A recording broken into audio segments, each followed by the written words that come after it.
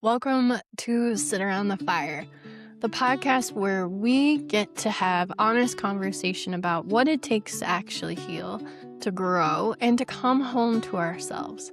I'm your host, Ashlea Dillard, and I've spent nearly a decade in emergency services as a firefighter and a paramedic before I became a licensed professional counselor and a clinical hypnotherapist.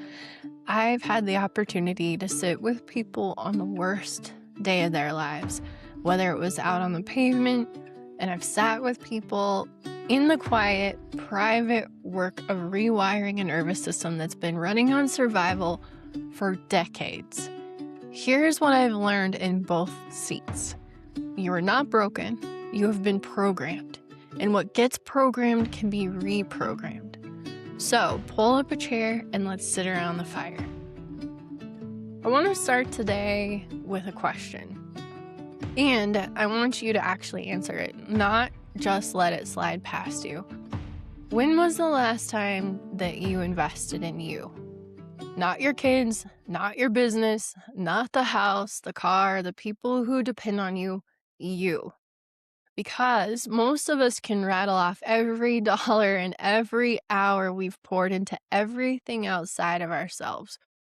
We can tell you about the retirement account, the emergency fund, the money we set aside for the people we love. We are excellent at investing in everything that isn't us. And then we wonder why we feel so depleted. We wonder why we're so stinking anxious. We're so exhausted. Why we keep hitting the same wall in our relationships, in our careers, and in our own heads. Here's the reframe I want to offer you today. Investing in yourself is not the luxury you get to once everything else is handled, once everything else is in line, once everything else is okay. It is the foundation everything else is built upon. It's the single highest return investment that you are ever going to make, and almost nobody actually treats it this way.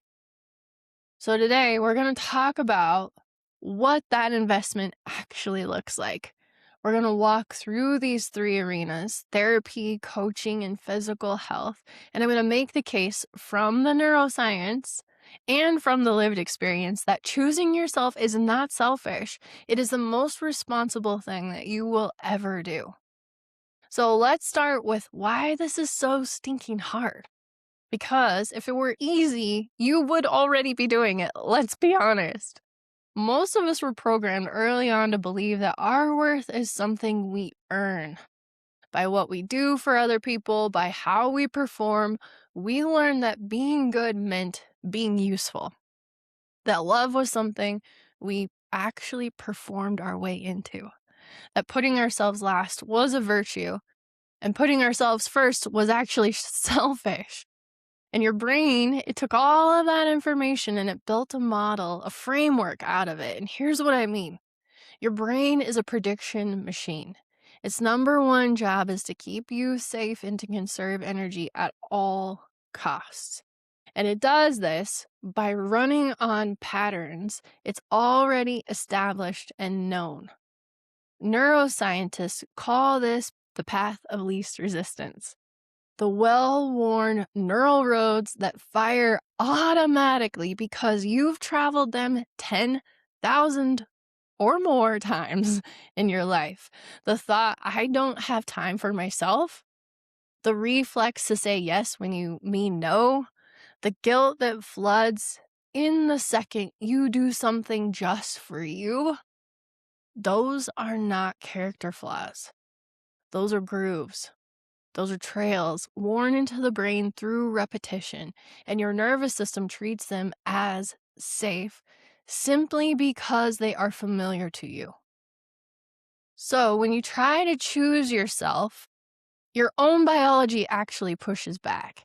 It registers the new behavior as a threat because it is unfamiliar, it's unknown, and that guilt that you feel when you rest, that's not proof that you're doing something wrong. That's just your old programming actually defending itself. I want you to hear that because It will change everything for you. The resistance you feel isn't a stop sign. It's a do not pass go.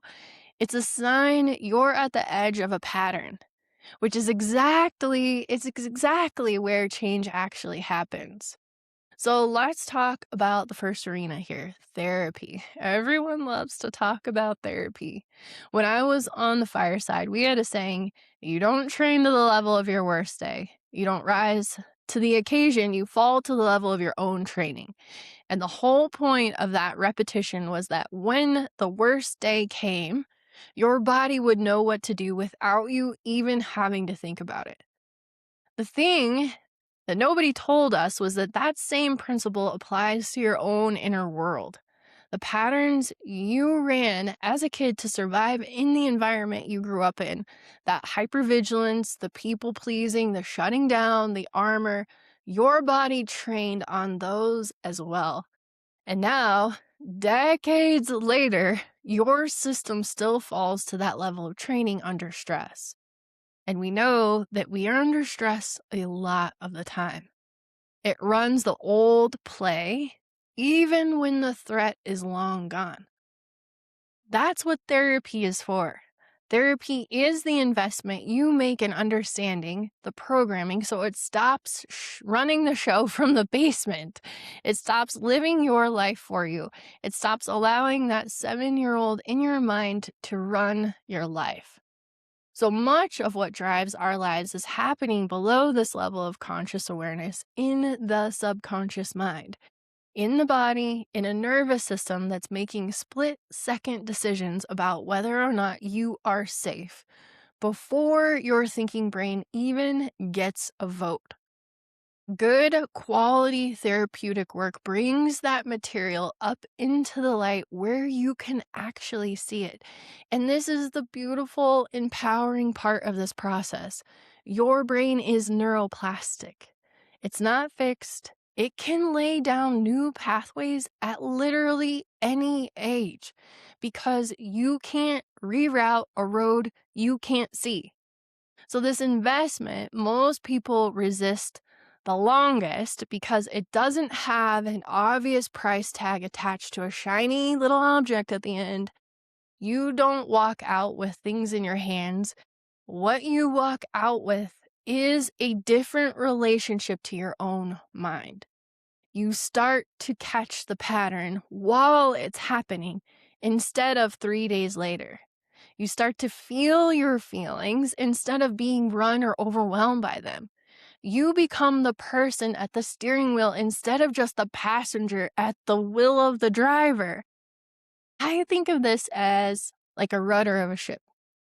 The rudder is small, it's underwater, nobody sees it, but it really does determine the entire direction of the vessel and the entire direction of where we're actually going. Therapy is the work you do on the rudder. And 1 degree correction on the rudder can change where you land on the other side of the ocean, literally. That is not an expense. That is the highest leverage repair you can ever make. Now, if therapy is the work of understanding where you've been and what's running you, coaching is the investment where you make in your path forward. Where are you actually going? Now, let's be clear about the distinction because this is coming up a lot. Therapy versus coaching, and what does this actually mean? And they're two different tools for two different jobs.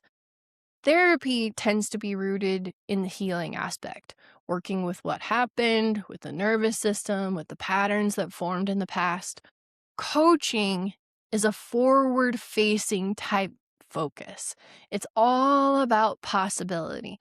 It's about building the future on purpose instead of just letting the old programming build it for you by default.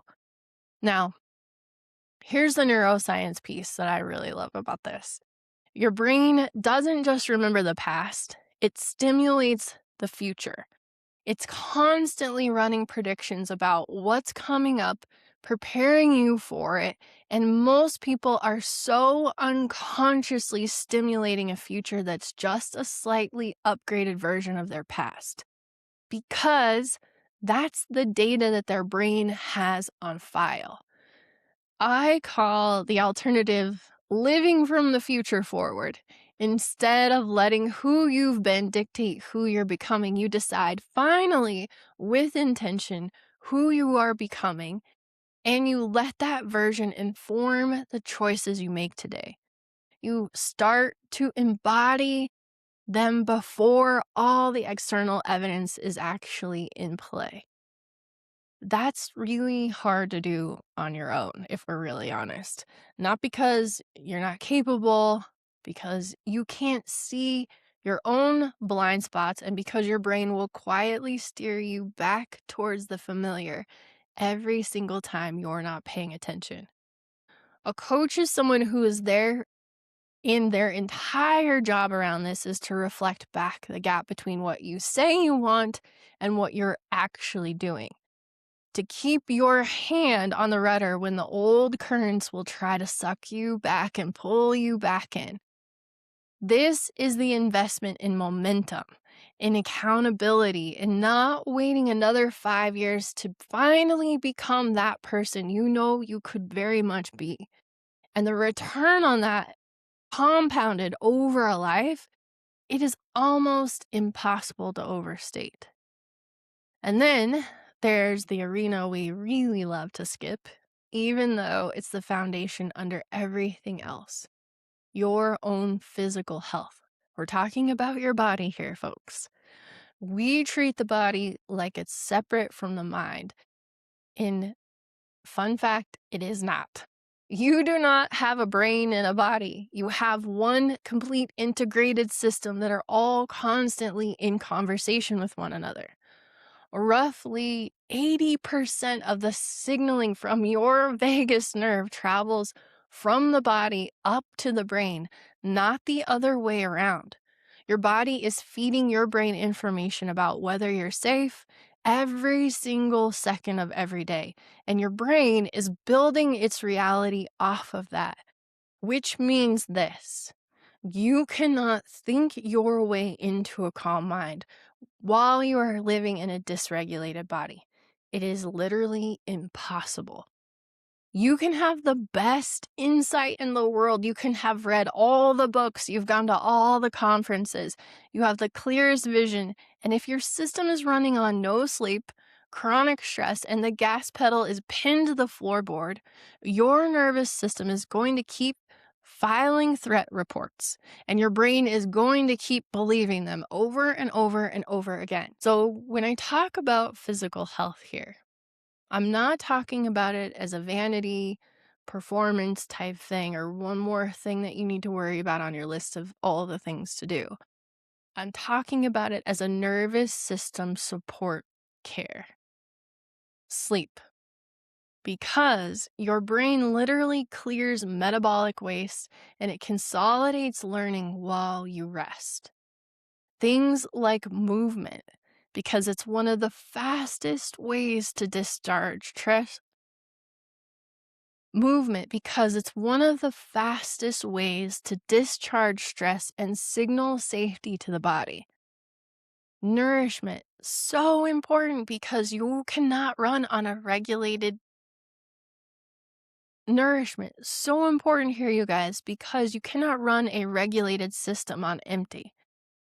Breath, using the power of your breath, because it's one of the parts of the autonomic nervous system that you actually have direct conscious access to all the time.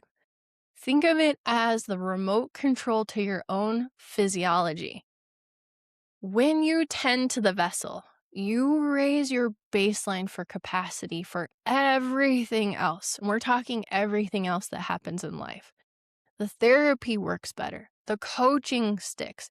You have more margin, more resilience, a wider window before you tip into overwhelm. You're no longer falling to the level of your worst day because you've built a body that can hold more. Now, taking care of your body is not separate from the inner work, although sometimes we feel like we do that. We separate it. It is the inner work. Taking care of your body is the inner work. It's the most concrete, most daily way you tell your own nervous system you are worth tending to. So let's bring this all home and put it in a nice little package for you. We understand compound interest when it comes to money. We understand that a small amount invested consistently over a long enough time horizon becomes something extraordinary. And that the most expensive thing you can do is wait. We just don't apply it to ourselves. But it's the exact same principle. Every session of real understanding, every conversation that holds your vision steady, every night of sleep, every walk, every breath you take on purpose with awareness, none of it looks like much in a given day. Yet all of it compounds. And here's the part I really want to hit for you today. You are the asset that produces every other return in your life. The quality of your parenting flows through your own regulation. The quality of your work flows through your clarity. The quality of your relationships follow through your capacity to stay present instead of always reacting. Everything you care about is a downstream of the state of your own system.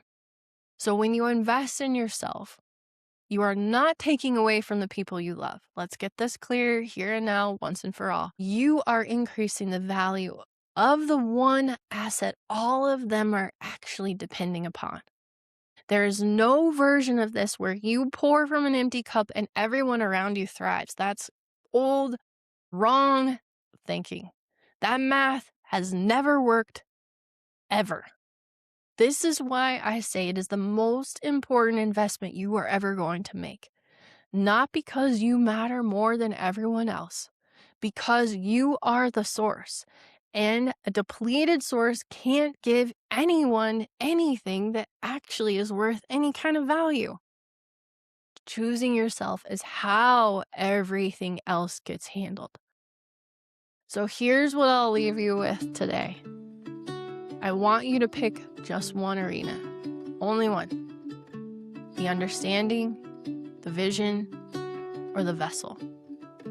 Therapy, coaching, or your physical health. And I want you to make one investment this week. Not all three, don't be that person.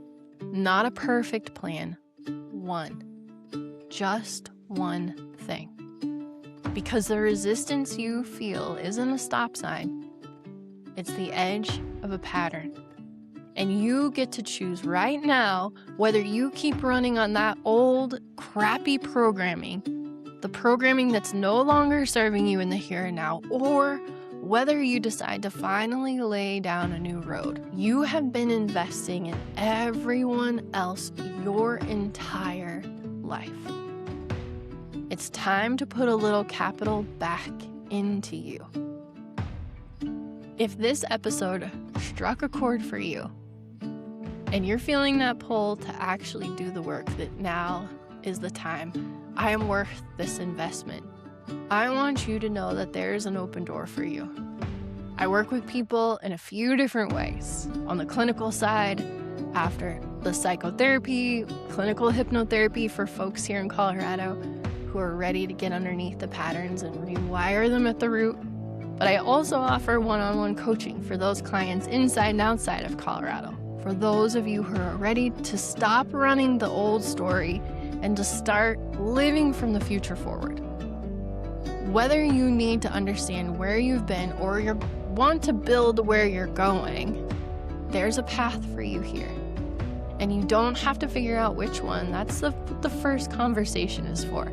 You can find everything, the show, the resources, and how to work with me at sitaroundthefire.org and at ashleadiller.com. Come find me, reach out. Let's talk about what investing in you could actually look like. If this episode meant something to you, do me a favor and share it with one person who needs to hear it today. That is how this fire spreads. Thank you for sitting around the fire with me today. Remember that you are worth it, that you are loved, that you are incredibly valued. and that you are worthy of investing in yourself. And I will see you next time.